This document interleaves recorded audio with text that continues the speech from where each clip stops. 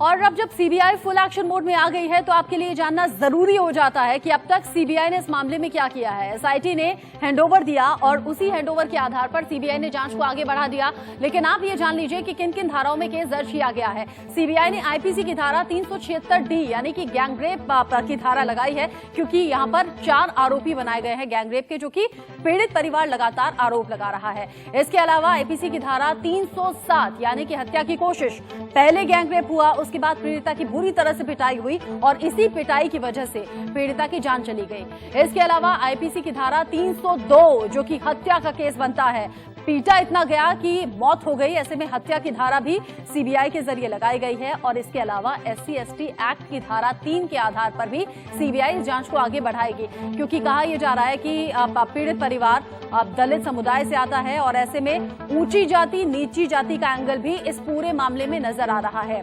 लेकिन आपके लिए जान लेना समझ लेना जरूरी हो जाता है कि हाथरस केस में सीबीआई के सीक्रेट प्लान के तहत जांच को आगे बढ़ा रही है और क्या कार्रवाई सीबीआई आगे करने वाली है। सीबीआई कोर्ट से अब चारों आरोपियों की कस्टडी मांगेगी, क्योंकि चारों आरोपियों की कस्टडी लेने के बाद सीबीआई इन सबसे कड़ाई से पूछताछ करेगी, वो काम जो कि पुलिस ने नहीं किया था। सीबीआई पीड़िता के परिवार से भी पूछताछ कर सकती है। पीड़ित परिवार कल देर रात ही घर लौटा है, ऐसे में सीबीआई आज उनसे भी सवाल जवाब करेगी। लेकिन इस पूरे केस में मुख्य गवाह पीड़िता की मां, अहम बयान होने वाला है पीड़िता की मां का, क्योंकि आरोपी पक्ष ने पीड़िता की मां पर भी इल्जाम लगाया था कि पीटा उन्होंने, मौत इससे हुई है। पीड़िता की मां का मजिस्ट्रेट के सामने भी बयान दर्ज होना है। ये तमाम अपडेट हम लगातार आप तक पहुंचाते रहेंगे। लेकिन इसी बीच हाथरस इंडिया न्यूज पहुंचा हुआ है, राजीव शर्मा लगातार वहां से लाइव रिपोर्ट हमें कर रहे हैं, साथ ही साथ विजय मिश्रा भी लखनऊ से हमारे साथ जुड़ गए हैं। और राजीव, पहले आपका रुख करूंगी, देर रात परिवार पहुंच चुका है, सीबीआई के पहुंचने की खबर क्या है और सीबीआई क्या आज पीड़ित परिवार से भी सवाल जवाब करने वाली है?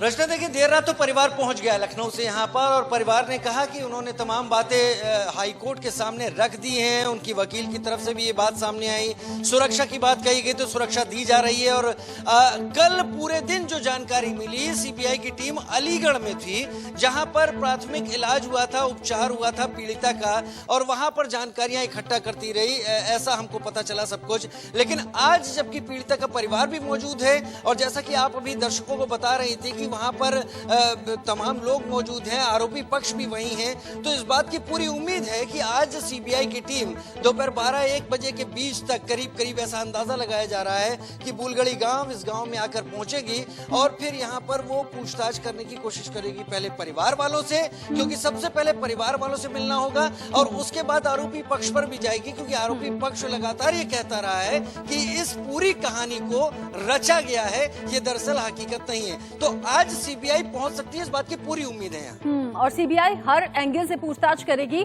और इस केस के हर एंगल को खंगालने की कोशिश भी करेगी। और राजीव, आप रहिएगा। विजय, कल पीड़ित परिवार पहुंचा, सुरक्षा के चाक चौबंद इंतजाम हमने देखे। पीड़ित परिवार जो डर जाहिर कर रहा था वो डर तो कम से कम दूर हो गया होगा, लेकिन कोर्ट में बहुत इत्मीनान से पीड़ित परिवार को सुना गया। अब 2 नवंबर को अगली सुनवाई होगी। क्या इस बीच सुरक्षा इंतजामों को लेकर अब क्या घर के आसपास भी सुरक्षा के निर्देश दिए गए हैं?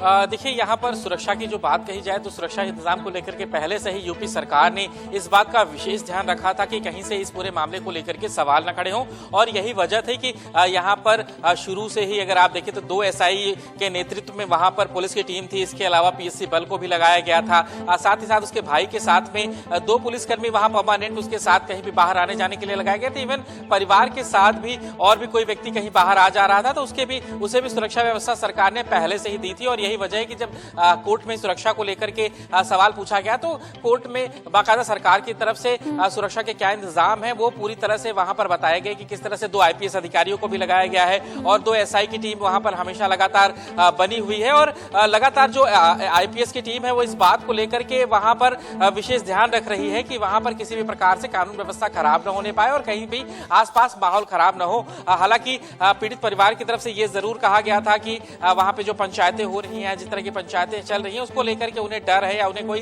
खतरा है, तो उसको भी लेकर के बताया गया कि किस तरह से पुलिस बल वहां पर काम कर रहा है और कितनी संख्या में वहां पर पुलिस बल लगाया गया है। तो इन सब चीजों को लेकर के विशेष रूप से कल जानकारी देगी। सबसे बड़ी वजह तो ये हो सकती है ना, क्योंकि किरकिरी उत्तर प्रदेश पुलिस की भी हुई है, किरकिरी उत्तर प्रदेश सरकार की भी हुई है, और अब जब पीड़ित परिवार बार बार ये मांग उठाता रहा, डर जाहिर करता रहा, तो योगी सरकार की तरफ से भी निर्देश है कि सुरक्षा में कोई कमी ना रहने पाए, जिसका सुरक्षा घेरा कल हमने देखा भी था, सुरक्षा इंतजाम भी देखे थे। बहुत बहुत शुक्रिया विजय हमारे साथ जुड़ने के लिए। साथ ही साथ राजीव, आप भी नजर बनाए रखिएगा, सीबीआई आज पहुंचेगी, क्या कुछ आगे डेवलपमेंट होगा, क्या कुछ मूवमेंट सीबीआई की देखने को मिलेगी।